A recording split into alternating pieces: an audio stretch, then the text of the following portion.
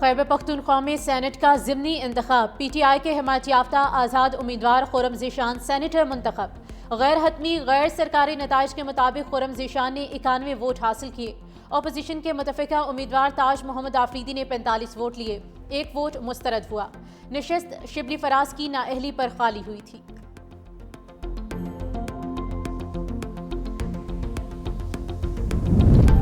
بلاول بھٹو کی وزیر داخلہ محسن نقوی سے ملاقات، اہم ملکی معاملات اور سیاسی صورتحال پر تبادلہ خیال۔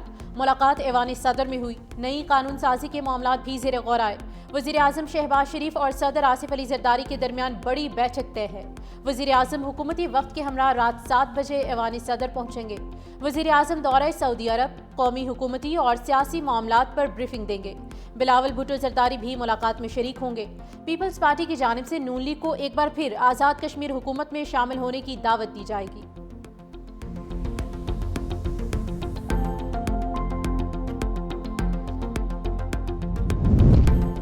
پاکستان کا امن کو ایک اور موقع، میزبانوں کی درخواست پر استنبول میں پاک افغان مذاکرات دوبارہ شروع۔ ذرائع کے مطابق استنبول میں افغان طالبان نے مذاکرات کی بحالی کے لیے ثالثوں سے رابطہ کیا تھا۔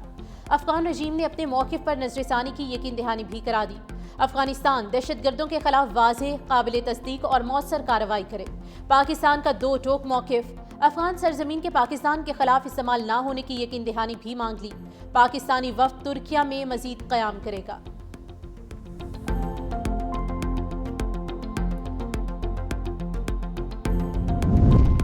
پاک فوج کی خارج کے خلاف بڑی کامیابی، باجوڑ میں افغانستان سے دراندازی کی کوشش ناکام بنا دی۔ دہشت گرد کمانڈر امجد عرف مزاحم سمیت 4 خارج مارے گئے۔ بلوچستان میں بھارتی پراکسی فتح ہندوستان کے 18 دہشت گرد انجام کو پہنچے۔ آئس پیار کے مطابق چلتن کی پہاڑیوں میں آپریشن، فائرنگ کے تبادلے میں 14 بھارتی سپانسرڈ دہشت گرد ہلاک۔ کیش کے علاقے بولیدا میں بھی 4 دہشت گرد مارے گئے۔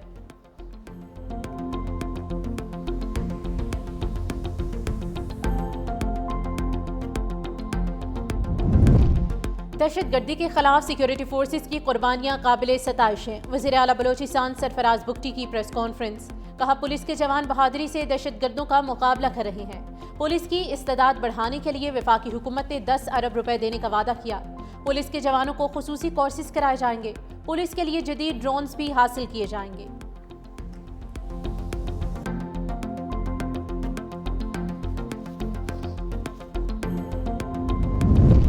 وزیر اعلیٰ خیبر پختونخوا سہیل آفریدی کی بانی تحریک انصاف سے ملاقات تاحال نہ ہو سکی۔ اڈیالہ جیل کے باہر میڈیا سے گفتگو ہوئے کہا کہ عدالتی احکامات نہیں مانے جا رہے۔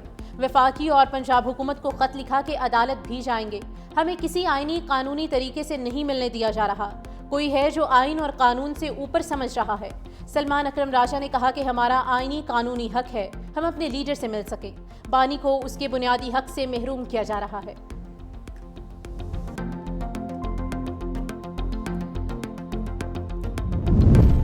علیمہ خان پھر غیر حاضر، راولپنڈی کی انسداد دہشت گردی عدالت نے 6ٹھی بار بلا ضمانت وارنٹ گرفتاری جاری کر دیے۔ علیمہ خان کا قومی شناختی کارڈ اور پاسپورٹ بلاک کرنے کی رپورٹس عدالت میں جمع۔ بینک اکاؤنٹس منجمد کرنے کی رپورٹ تاحال جمع نہیں کرائی گئی۔ اسٹیٹ بینک سے دوبارہ رپورٹ طلب۔ عدالت نے علیمہ خان اور گاڑیوں کی سپرداری حاصل کرنے والے ضامنوں کے خلاف کارروائی کی رپورٹ بھی طلب کر لی ہے۔ سماعت 3 نومبر تک ملتوی۔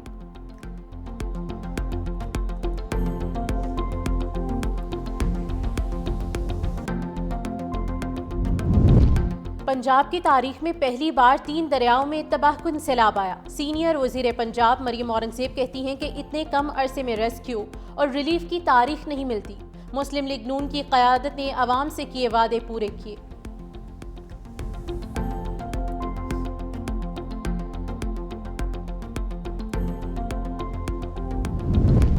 ایس پی عدیل اکبر کی مبینہ خودکشی، 3 رکنی انکوائری کمیٹی نے رپورٹ تیار کر لی۔ ذرائع کے مطابق انکوائری کمیٹی کو ایس پی عدیل اکبر کی خودکشی کے شواہد نہیں ملے۔ انکوائری کمیٹی کو ایس پی عدیل اکبر کی پوسٹ مارٹم رپورٹ بھی موصول ہو چکی۔ چہرے پر لگنے والی گولی ہی ایس پی عدیل کی موت کا باعث بنی۔ کمیٹی نے ایس پی کے وائرلیس آپریٹر، ڈرائیور، دیگر سٹاف کے بیانات ریکارڈ کرنے کے ساتھ ساتھ عدیل اکبر کا علاج کرنے والے ماہر نفسیات کا بیان بھی ریکارڈ کیا ہے۔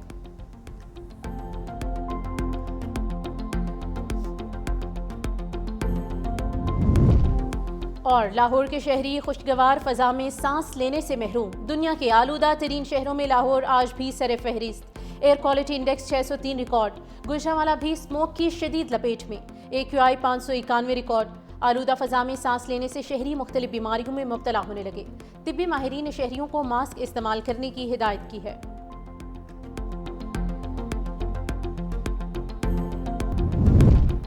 پاک چین دوستی میں تاریخی پیش رفت، چین کا پاکستانی خلاباز کو خلا میں بھیجنے کا اعلان، پاکستان کے 2 خلاباز چینی خلابازوں کے ساتھ تربیت حاصل کریں گے۔ پاکستانی خلاباز مختصر مدت کے لیے پے لوڈ ایکسپرٹ کے طور پر مشن میں حصہ لیں گے۔ پیش رفت پاکستان کے خلائی تحقیقی ادارے اسپارکو اور چین کی انسانی خلائی ایجنسی کے درمیان معاہدے کا نتیجہ ہے۔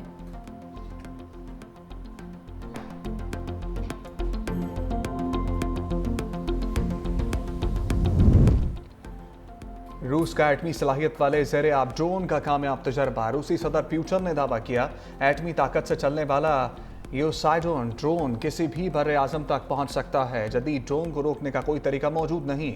پوسائیڈون ڈرون کی رفتار اور گہرائی تک غوطہ لگانے کی صلاحیت دنیا میں بے مثال ہے۔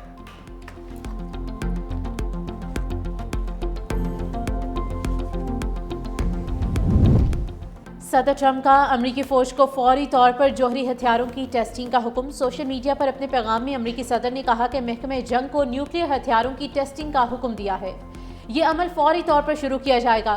دنیا میں امریکہ کے پاس سب سے زیادہ ہتھیار ہیں، روس کا دوسرا نمبر، جبکہ چین 5 برسوں میں امریکہ کے برابر آ سکتا ہے۔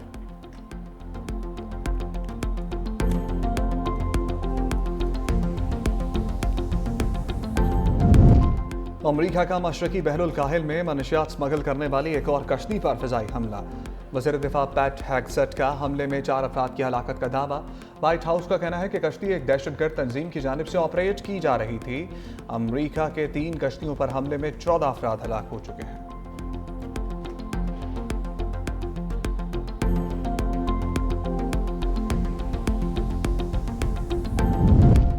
نوبیل انعام یافتہ نائجیرین ادیب کو ٹرمپ پر تنقید مہنگی پڑ گئی، صدر ٹرمپ نے وولے شونیکا کا ویزا منسوخ کر دیا ہے۔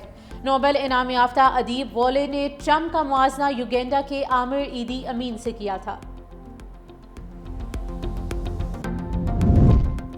سمندری طوفان ملیسا کی ہلاکت خیزی جاری، جمیکا اور کیوبا میں بچوں سمیت 52 ہلاک، طوفان بہاماس کی جانب بڑھنے لگا، ہنگامی صورتحال نافذ، ملیسا طوفان سے ہیٹی میں 25، جمیکا میں 4 اور ڈومینیکا میں 1 ہلاکت ہو چکی۔ وزیر اعظم اینڈریو ہولنس نے ملک کو آفت زدہ قرار دے دیا۔ سمندری طوفان مونتھا نے بھارت کے مشرقی ساحلوں کو لپیٹ میں لے لیا، شدید بارشوں اور لینڈ سلائیڈنگ کے باعث حادثات، 2 شخص ہلاک، متعدد زخمی، ساحلی شہر کینیڈا کے سکولز اور کالجز کو 2 روز کے لیے بند رکھنے کا حکم، 32 افراد کی محفوظ مقامات پر منتقلی۔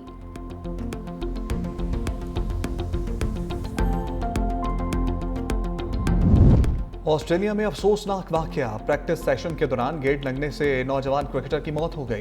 17 سالہ بین آسٹن کو گردن پر گیند لگی تھی۔ بین آسٹن نے ہیلمٹ پہنا ہوا تھا لیکن اس کا سٹرم گارڈ نہیں تھا۔